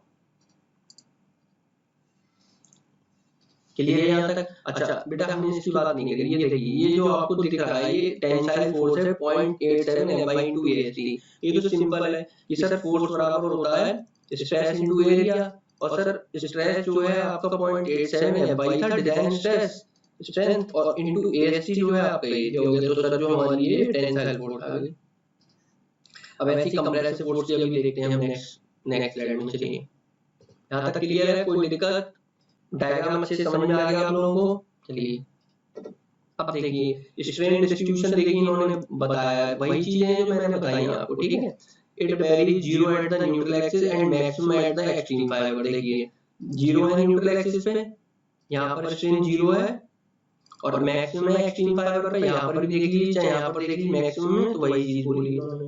देखिए न्यूट्रल एक्सिस पे 0, maximum stress in concrete eight extreme fibre 0.0035, और दूसरा स्ट्रेन इज कांस्टेंट एट कितना है ना 0.002 का कांस्टेंट है, और ultimate strain in steel corresponding to maximum load और फेलियर, ये हमने 0.87 F/ES + 0.02, यहाँ पर 0 हो रहा है 0.002। तो यही चीज ये देखिए पीछे आपने डायग्राम में देखिए maximum strain in steel at the failure इतना ही है, ठीक है। चलिए नेक्स्ट स्ट्रेस डिस्ट्रीब्यूशन इन्होंने क्या बोला है, it has parabolic shape from A to B and then linear, है ना बेटा, ये linear है, ये रेक्टेंगुलर बोल सकते हो आप, है ना, रेक्टेंगुलर ज्यादा अच्छा है। B to C, अब हम न्यूट्रल एक्सिस, तो देखिए A to B इन्होंने क्या बोला है, यहाँ से ये A रहा और ये B, A to B parabolic है और B to C कितना है आपका रेक्टेंगुलर है, तो वही चीज इन्होंने यहाँ पर ली है, ठीक है। चलिए तो स्ट्रेस PL at A0 है ना, ये सब हमने आपको समझा दिया, ठीक है। नेक्स्ट अब हम डिस्कस करते हैं, ये लिखा है स्ट्रेस ब्लॉक पैरामीटर्स। अब ये देखिए यहाँ से हम कंप्रेसिव फोर्स निकालेंगे, तो पहले हम इसको समझते हैं बेटा, ये केवल स्ट्रेस डायग्राम है, अब केवल स्ट्रेस डायग्राम है, इसमें जो आपको कैपिटल D लिख रहा है बेटा ये तो ओवरऑल डेप्थ हो गई, ये इफेक्टिव डेप्थ हो गई, ठीक है। ये आपकी न्यूट्रल एक्सिस दिखा रहा है, ये आपका क्या दिखा रहा है सर, ये हमारा दिखा रहा है ये रेक्टेंगुलर पोर्शन है, फिर ये सर लीनियर वाला पोर्शन दिखा रहा है ऊपर वाला, ठीक है। ये हमारा रेक्टेंगुलर पोर्शन दिखा रहा है ऊपर वाला, ये रेक्टेंगुलर पोर्शन है, ठीक है, और ये आपका पैराबोलिक पोर्शन है, ठीक है। सर ये टोटल डेप्थ है आपकी एक्सयू, मतलब डेप्थ ऑफ न्यूट्रल एक्सिस, ठीक है। ये एच जो है सर ये कंप्रेशन फोर्स जो लग रहा है उसकी टॉप फाइबर से दूरी है, और सर जो 0.446 FCA है सर ये आपने बताया था मैक्सिमम स्ट्रेस है at the extreme fibre in concrete. यहाँ तक किसी को कोई दिक्कत हो तो बताइए। देखिए यहाँ पर जो लिखा है ना ये एरिया ऑफ स्ट्रेस ब्लॉक, ये भी इन्होंने अच्छा ये ठीक नहीं लिखा, चलिए मैं इसको अभी कर देता हूँ आगे। नेक्स्ट देखिए depth of centre of compressive force from the extreme fibre in compression ये 0.42 ऑफ XU है बेटा। अभी दिखाया था आपको कि 3/7 ऑफ XU था, वहां से निकाला ये हमने। ठीक है, चलिए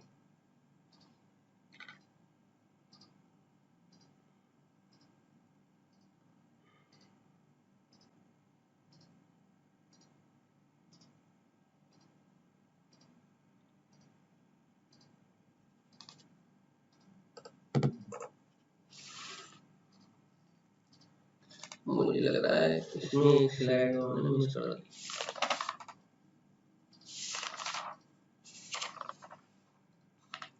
है ना,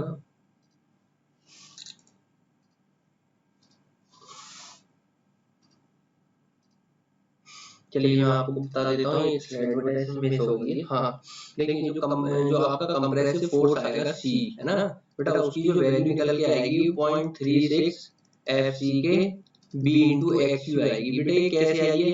ये बेटा हमने क्या करा है, ये जो ये स्ट्रेस ब्लॉक है, ये जो दो, इसमें दो ब्लॉक है बेटा। एक तो ये है पैराबोलिक वाला, है ना, इसका एरिया लेंगे, है ना, और दूसरा ये रेक्टेंगुलर पोर्शन है, इसका एरिया लेंगे। तो इन दोनों को मैं अलग अलग बता देता हूँ। ये आपका A1 है और ये आपका A2 है। तो ये C कैसे निकल के आएगा, जो एरिया लेंगे हम इन दोनों ब्लॉक का, वो आएगा निकल के। तो पहला वाला जो ब्लॉक है C1, उसका बेटा निकल के आएगा 0.193 FC के B इंटू XU। ठीक है, और जो दूसरा वाला ब्लॉक है बेटा, उसका जो वैल्यू निकल के आएगी 0.1714 FC के इंटू B इंटू XU। तो ये तो आपको पता है B इंटू XU क्यों है। देखो बेटा, ये जो है इसका पीछे की तरफ जो बिल्ड होगा वो B होगा बेसिकली, है ना, ये पीछे की तरफ बिल्ड होगा ये B होगा।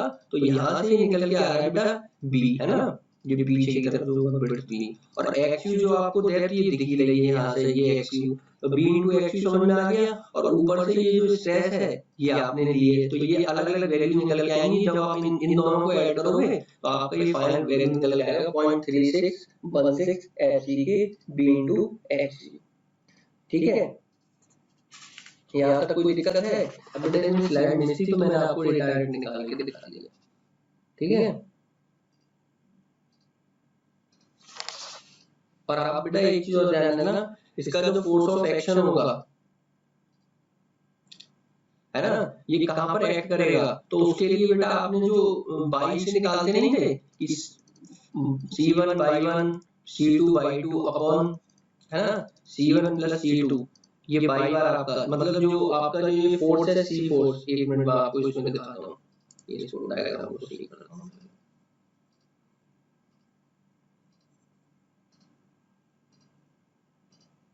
देखिए, जो आपका यहाँ पर कुछ फोर्स लग रहा होगा ये C, जिसकी वैल्यू आपने लिखी है, इसकी बेटा टॉप फाइबर से जो दूरी निकालोगे, आपको कैसे निकालोगे, फोर्स ऑफ एक्शन।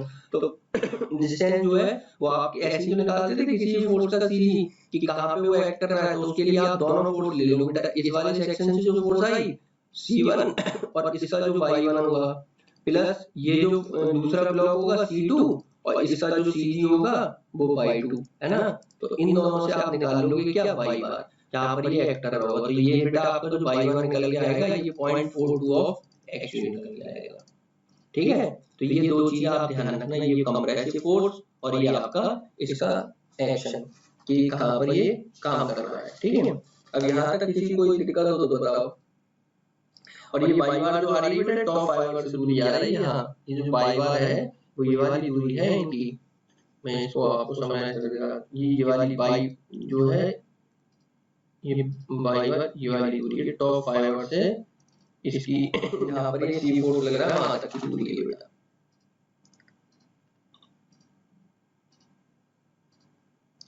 ठीक है, यहाँ तक किसी को कोई दिक्कत, कंप्रेसिव फोर्स समझ में आ गया। ठीक है, उसका सेंटर ऑफ एक्शन समझ में आ गया कि टॉप फाइबर से 0.42 ऑफ XU पर लगेगा। दूसरा आपको ये समझ में आ गया कि इसकी वैल्यू क्या होगी, 0.36 FC के B इंटू XU होगी। टेंसाइल फोर्स की वैल्यू समझ में आ गई बेटा, जो मैंने आपको दिखाई थी अभी, कहाँ गया, ये रहा, ये टेंसाइल फोर्स होगी बेटा, और कंप्रेसिव फोर्स भी आपको समझ में आ गई। चलिए अब हम बात करते हैं न्यूट्रल एक्सिस की। तो देखो जो डेप्थ ऑफ न्यूट्रल एक्सिस है ये कैसे निकालेंगे हम इसमें। तो देखो पहले इसमें न्यूट्रल एक्सिस की डेप्थ को रिप्रेजेंट किससे कर रहे हैं सर, एक्सिस। तो ये है क्या Neutral axis is the axis at which stresses are zero and it is situated at the CG of the section. Neutral axis आपकी वो एक्सिस होती है इस पे स्ट्रेसेस की वैल्यू क्या है, जीरो। सर वो तो हमें डायग्राम से दिख रहा है, स्ट्रेन भी जीरो है और स्ट्रेस भी जीरो है, और सर ये सीजी ऑफ द सेंटर पर लाइन करती है, ठीक है। अब देखिए इसके लिए ये कंडीशन समझिए, देखिए पहले पहले आप इसकी टर्मिनोलॉजी समझिए। मैंने आपको बताया था V is the width of section, D is the effective depth, AC is the area of steel in reinforcement, X is the depth of neutral axis, C is the total compressive force और T is the total tension force, ठीक है। ये forces है basically C और T आपका, है ना, और इनकी वैल्यूज मैंने आपको क्लियर कर दी। अब आप बताइए उसमें आप कैसे करते थे डेप्थ, न्यूट्रल एक्सिस की डेप्थ निकालने के लिए। सर उसमें हम फोर्स ऑफ कंप्रेशन को वो मोमेंट ऑफ एरिया को बराबर कर देते थे, ऐसे तो करते थे, बताइए। जो कंप्रेशन एरिया का मोमेंट था उसको बराबर कर देते थे टेंशन एरिया के मोमेंट के बराबर about the neutral axis. Sir इसमें क्या करना है, सर इसमें हम फोर्स ऑफ टेंशन को फोर्स ऑफ कंप्रेशन के बराबर कर दे रहे हैं। देखिए टोटल टेंशन बराबर टोटल कंप्रेशन, तो आपके पास यहाँ से क्या निकल के आ जाएगा, तो यहाँ से हमारे पास डेप्थ ऑफ न्यूट्रल एक्सिस निकल कर आ जाएगी, ठीक है। तो देखिए फोर्स ऑफ टेंशन कितना था सर, अभी आपने बताया, देखिए मैं आपको यहाँ पर करके दिखा देता हूँ।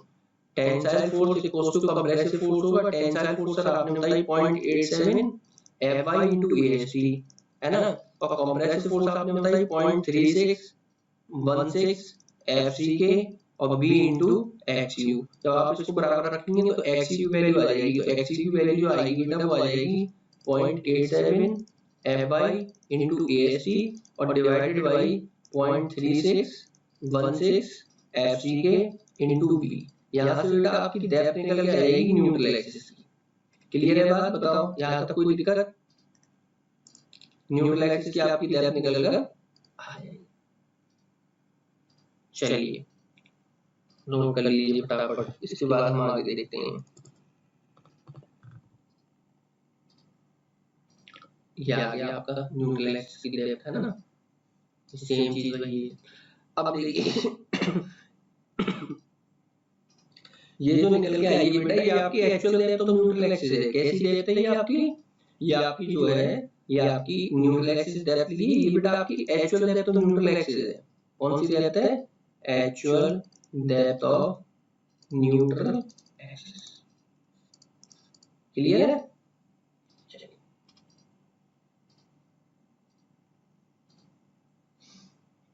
अब बेटा नेक्स्ट टर्म आती है आपकी आती है limiting depth of neutral axis, है ना, क्या आएगी? Limiting depth of neutral axis, ठीक है। Limiting depth of neutral axis क्या होती है ये भी समझिए।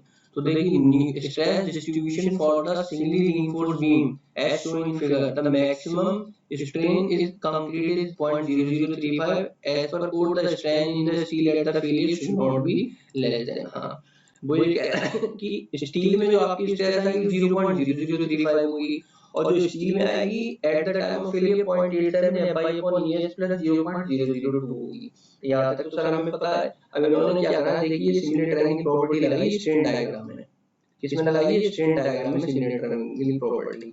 चलिए इसको देख लेते हैं कहाँ पर है ये। देखिए ये आपका ये डायग्राम दिख रहा है, इसमें इन्होंने क्या करा है, ये 0.0035 और डिवाइडेड बाय ये डिस्टेंस कौन सी XU। देखिए यहाँ से आप भी लगा सकते हैं, लेकिन मैं आपको यहाँ लिख के दिखाता हूँ। देखिए 0.0035 ये तो ये वाली डिस्टेंस और इसकी परपेंडिकुलर डिस्टेंस सर ये रही XU, तो इसको डिवाइड कर दिया XU से और दूसरी तरफ सर क्या ले लिया, दूसरी तरफ सर ये वाली वैल्यू ले ली। तो ये क्या है सर 0.87 Fy/Es प्लस सर 0.002 और सर डिवाइडेड बाई, अब ये डिस्टेंस कितनी है बेटा, तो सर ये डिस्टेंस हमारी यहाँ से लेके और ये जो डिस्टेंस है सर ये कैपिटल स्मॉल d है, तो सर ये XU है। तो यहाँ पर सर ये डिस्टेंस जो बची सर ये बची d माइनस XU, ठीक है। तो ये डिस्टेंस कितनी आ गई d माइनस XU। बेटा यहाँ से क्या निकल आएगा, XU लिमिटिंग निकल आएगा। क्या निकल के आएगा बेटा? XU लिमिटिंग, है ना। जो इन्होंने लिखा है X मैक्स, इसी को X मैक्स ना लिखकर बेटा इसको ना एक्चुअल में ऐसे लिखते हैं XU लिमिटिंग, क्योंकि limiting depth of neutral axis हालांकि मैक्सिमम ही होती है है ना, इसको हम लिमिटिंग बोलेंगे, एक्सक्लूसिव लिमिटिंग, ठीक है। ये maximum value of critical depth of neutral axis होगी, नहीं सॉरी क्रिटिकल नहीं इस्तेमाल करते हैं, क्रिटिकल का इस्तेमाल WSM में करते हैं, यहाँ पर लिमिटिंग, तो यहाँ पर इसको हम बोलेंगे limiting depth of neutral axis, क्या बोलेंगे, limiting depth of neutral axis. चलिए बेटा इसको सॉल्व आउट कर लीजिए फटाफट। तो इसको जब हम सॉल्व आउट करेंगे, सॉल्व करेंगे तो क्या आएगा, तो देखिए इसको जब हम सॉल्व करेंगे तो बेटा ये जो वैल्यू आएगी है ना, ये मैक्स आप यहाँ पर दिखा रखा है, ये एक्चुअली लिमिटिंग ही मान कर चलिए बेटा आप लोग, ठीक है। इसको आप ऐसे लिखिए, मैं यहाँ लिख रहा हूँ एक्स यू और यहाँ पर इसको लिमिटिंग, ठीक है, क्योंकि limiting depth of neutral axis है, तो आप यही फंडा इस्तेमाल करेंगे, ठीक है, क्योंकि अलग अलग नहीं इस्तेमाल करना। तो देखिए यहाँ पर ये वैल्यू इन्होंने रखी, ये वही चीज है जो मैंने आपको पीछे पढ़ाई बताई, फिर इसको इन्होंने सॉल्व करा, क्या करा, x upon d minus x कर लिए एक तरफ और स्ट्रेन की वैल्यू ले ली एक तरफ। इसके बाद इन्होंने क्या करा बेटा, देखिए इसके बाद इन्होंने ये करा कि इसको ओपन कर दिया, ओपन करने के बाद इनके पास ये टर्म आ गई। अब देखिए ये जो टर्म आई है इसमें अपन क्या करें, अगर fy की वैल्यू रखते जाएं तो क्या आ जाएगा, देखो es की वैल्यू तो फिक्स है 2 × 10⁵ वो हम तो रख देंगे, लेकिन सर जो हमारी limiting depth of neutral axis है वो कहीं पर भी कंक्रीट पर डिपेंड नहीं कर रही है। देखिए इस पूरे डायग्राम में जो हमारी वैल्यू डिपेंड कर रही है fy पे कर रही है। सर fy क्या होगा, fy तो हमारा स्टील की ग्रेड पर डिपेंड करेगा, तो सर क्या हम इसको ऐसे लिख सकते हैं, देखिए क्या लिख सकते हैं हम इसको, x u limiting is equal to k × d। जैसा हमने वहां लिखा था x equal to k × d, same यहाँ पर, और वहां पर भी सर स्टील की ग्रेड पर डिपेंड कर रहा था, कंक्रीट पर नहीं कर रहा था, सर सेम चीज यहाँ पर है, यहाँ पर भी कंक्रीट पर डिपेंड नहीं कर रहा, केवल स्टील, क्योंकि fy आ रहा है कहीं पर भी fc के दिख रहा है आपको इस पूरी टर्मिनोलॉजी नहीं दिख रहा है। तो सर हम चलिए हमारे पास 3 ही ग्रेड है वो हम रखते चलते हैं। सबसे पहले हमने 250 रखी इस वाली वैल्यू में, 250 रखी तो हमारा जो xu अपॉन d का रेशियो आ रहा है, मतलब k की जो वैल्यू आ रही है ये बेसिकली क्या है सर, ये हमारा k है, और k क्या है सर, k को हम यहाँ से क्या लिख सकते हैं सर, k को हम xu limiting divide by d equals to k लिख सकते हैं। तो k की वैल्यू सर 250 रखने पे 0.53 आई, और सर 415 रखने पे 0.48 आई, और सर 500 रखने पे 0.46 आई। तो ये वैल्यू आप डायरेक्टली याद कर लीजिए, ठीक है, आपको कोई जरूरत नहीं इनको प्रूव करने की, कोई nobody is going to ask you, ठीक है, हर कोई आपसे डायरेक्ट वैल्यू पूछेगा, कोई नहीं कह रहा कि आप प्रूव करके दिखाइए, ना आपके एग्रेटिव में ना आपके कंपटीशंस में, वो सभी इंटरेस्टेड होंगे डायरेक्ट वैल्यूज में। हालांकि आप यहाँ पर रख के चेक कर सकते हैं, रखिए आप वैल्यू ट्राई करिए, 250 रख लीजिए, 415 रख लीजिए, देखिए इतनी आ रही है, एक बार चेक कर लीजिए, और ES की वैल्यू आप 2 × 10⁵ कर लीजिए, ठीक है। तो ये डायरेक्ट वैल्यू आपको याद रखनी है। अब देखिए WSM से ये मेथड क्यों आसान है, वहां पर ये डायरेक्ट वैल्यू ऐसी नहीं होती थी कि आप डायरेक्टली निकाल लीजिए, उसमें आपको पहले एक्चुअल निकालनी पड़ती थी, मूवमेंट ऑफ एरिया को बराबर रखे, फिर फोर्स ऑफ कंप्रेशन और फोर्स ऑफ टेंशन बराबर रखे, आपको एक्चुअली निकालना पड़ता था। यहाँ पर ये झंझट खत्म है, यहाँ पर लिमिटिंग आप इससे निकाल लेंगे, डायरेक्टली वैल्यू गिवन है, ठीक है, और एक्चुअल आप यहाँ से निकाल लेंगे ये वाले फॉर्मूले से, ठीक है, ये वाले फॉर्मूले से आप एक्चुअल निकाल लेंगे, ठीक है, और दोनों कंपेयर कर लेंगे तो आपको समझ में आ जाएगा कि आपका सेक्शन कैसा है। चलिए क्लास, आई होप आपको ये पूरी क्लास समझ में आई होगी। बहुत बहुत धन्यवाद आपका, थैंक यू, यूनिक सीरीज की तरफ से आपको बहुत बहुत धन्यवाद। और देखिए नेक्स्ट लेक्चर में हम अपना जो design of singly reinforced beam by LSM method है वो हम बेटा स्टार्ट कर देंगे, क्योंकि अब हमारे दो ही चीजें देखने को रहेंगी, फर्स्ट मोमेंट ऑफ रेजिस्टेंस और दूसरा लीवर। उसके बाद हम सीधे अपने न्यूमेरिकल्स की तरफ मूव ऑन कर जाएंगे। इसमें जितने टाइप के न्यूमेरिकल हैं उनको हम एक करके देखेंगे, ठीक है। तो एक बार आप लोग से रिवाइज कर लीजिए सेक्शन को, जहां पर जो चीज समझ में नहीं आई उसको बार बार देखिए और पूछिए, अगर कोई ऐसा डाउट है तो आप मुझे डिस्कस करिए, ठीक है। चलिए थैंक यू क्लास, मिलते हैं नेक्स्ट लेक्चर में, ठीक है।